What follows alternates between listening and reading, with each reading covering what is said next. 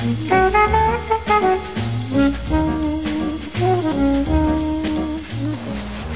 doke, folks. Last time we were here, we were talking about the Brian Andrews Pterosaur, which is certainly an excellent knife. So I wanted to talk a little bit more about something that may have helped influence it, the Skookum Bush tool.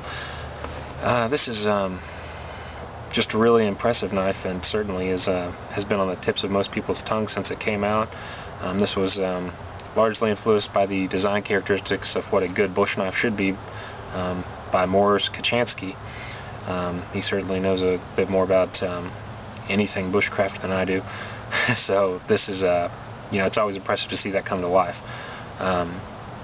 This is I think Rod Garcia is the maker of this knife, and this is one of his Mark 1s. You can see on the butt plate it's well marked. This is A2 steel, carbon tool steel. It's a great blade.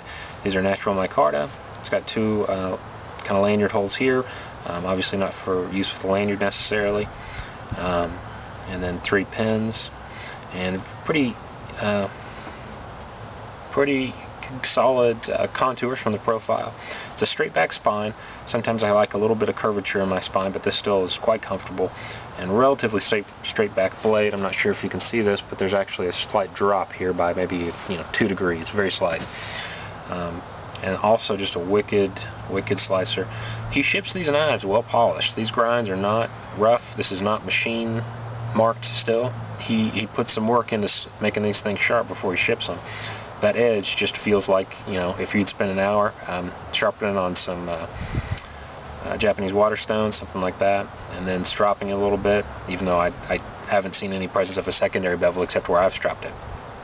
So it's a true candy. It's a great slicer. Fits well in the hand. As I said before, it's a little thinner than the Pterosaur, as you can see. This probably runs out, just based on eyeball, maybe 7/8 of an inch, a shade more. This is the Mora 510. So it's definitely got a bit of thickness on the 510. Got a little, certainly more circumference than it does. The profile, it's a bit different, definitely towards the butt, and a little wider up here at the first finger. And the blade's a bit wider by about that much, by about the width of the bevel there, which is probably at least a 1/4 inch, more than that. This is just it's an impressive knife. Feels great in the hand. Some in-hand shots.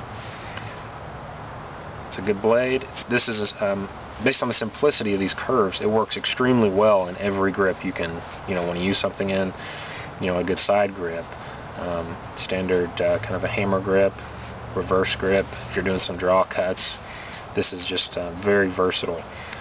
You can see a lot of thought went into this, but I know that, first of all, the weight, I think he's got a weight maybe of a year and a half right now, so that puts people off. And then the price tag of around $200, I think is maybe a shade under, can also put people off. But luckily I do see these for sale relatively often in the second-hand market, some unused, and there can be a little bit of price hike when you see that, but I guess that's scarcity for you. But overall, these are all some great knives. I'd be hard-pressed to put, a favorite mark on any of these. Andy at Fiddleback has really done some work to make this personalized to me, so this might be the most special to me, but that may be more of an emotional attachment than anything else. In the bush, any of these would absolutely serve you well. The Fiddleback, again, runs about $200, about $200 for the Skookum.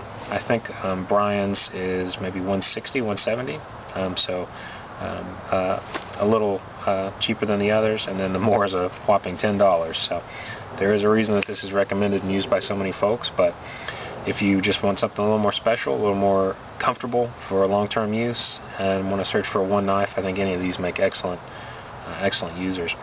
I've only got a bit of time in with the Skookum, but a healthy chunk now with the Pterosaur, and a lot with the Fiddleback, so I can very comfortably recommend those so far.